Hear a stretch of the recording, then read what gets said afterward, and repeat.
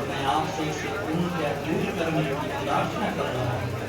आपके चैतन्य कोई ऐसा नहीं है जो इस संदेह को नष्ट कर सके। भगवान ने कहा, एक था प्रभु, कल्याणकालीन जगत योगी का न तो इस लोक में और न परलोक में ही नाश होता है।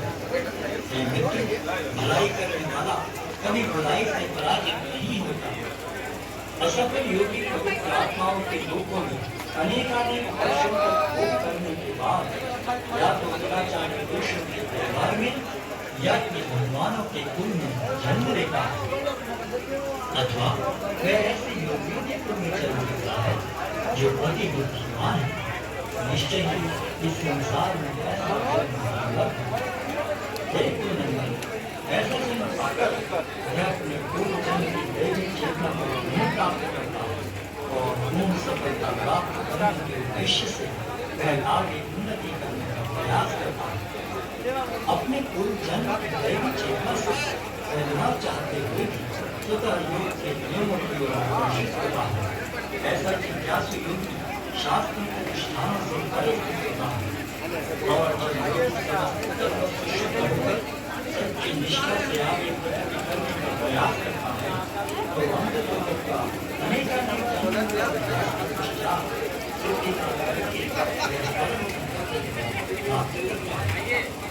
योगी पुरुष वो कर लेती है जो उन्हें वश में करने का प्रयत्न करता है। जो इंद्रियों को पूर्णतया वश में रखते हुए इंद्रिय संयम करता है और अपनी चेतना को मुझ में स्थिर कर देता है, वह मनुष्य स्थिर बुद्धि कहलाता है। इंद्रिय विषयों का चिंतन करते हुए मनुष्य की उनमें आसक्ति उत्पन्न हो जाती है और ऐसी आसक्ति से काम उत्पन्न होता है और फिर काम से क्रोध प्रकट होता है। क्रोध से पूर्ण मोह उत्पन्न होता है और मोह से स्मरण शक्ति का विभ्रम हो जाता है। जब स्मरण शक्ति मोहित हो जाती है तो बुद्धि नष्ट हो जाती है और नष्ट होने पर मनुष्य भव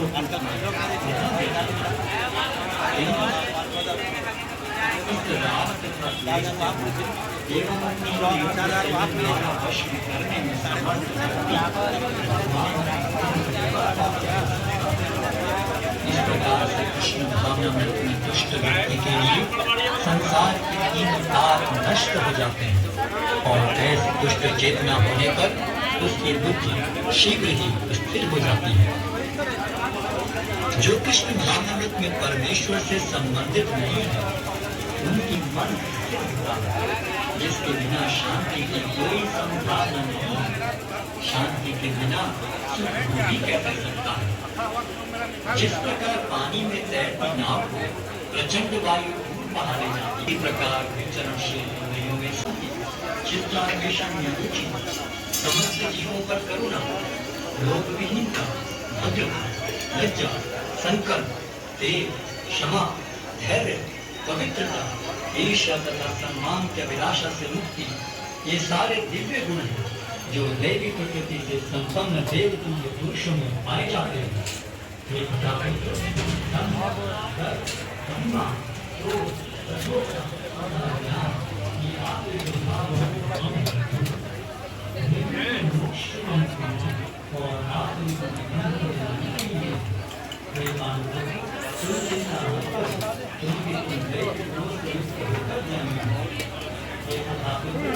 इस संसार में प्राणी दो प्रकार के दैवी तथा आसुरी।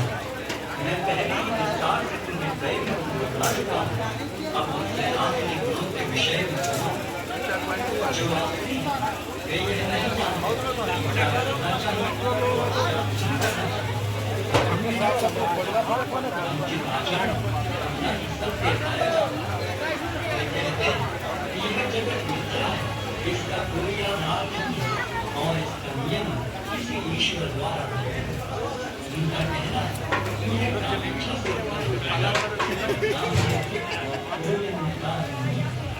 ऐसे निष्कर्ष काला वाला मिठाई मैं आपसे पूछ रहा हूँ कि जो मेरे लिए श्रेयस्कर हो उससे निश्चित रूप से बताएं, अब मैं आपका शिष्य हूँ और आपका शरणागत हूँ, कृपया मुझे उपदेश दें। मुझे ऐसा कोई साधन नहीं दिखता जो मेरी इंद्रियों को सुखाने वाले इस शोक को दूर कर सके। स्वर्ग पर देवताओं के अधिपत्य की तरह इस धनधान्य संपन्न सारी पृथ्वी पर निष्कंटक राज्य प्राप्त करके भी मैं इस शोक को दूर नहीं कर सकूंगा। इस प्रकार दूसरा शरीर धारण के जीव विशेष प्रकार का काम कि जीव किस प्रकार अपना शरीर प्राप्त कर सकता है,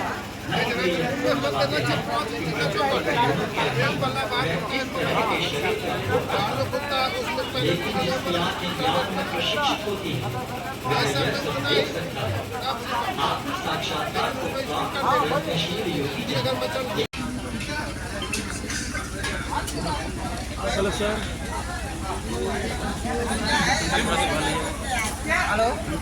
और प्रशंसा तथा बुराई मान तथा अपमान में समान भाव जो शत्रु तथा मित्र के साथ व्यवहार करता है और जिसके सारे भौतिक कार्यों का परित्याग कर दिया है, ऐसे व्यक्ति को प्रकृति के गुणों से अतीत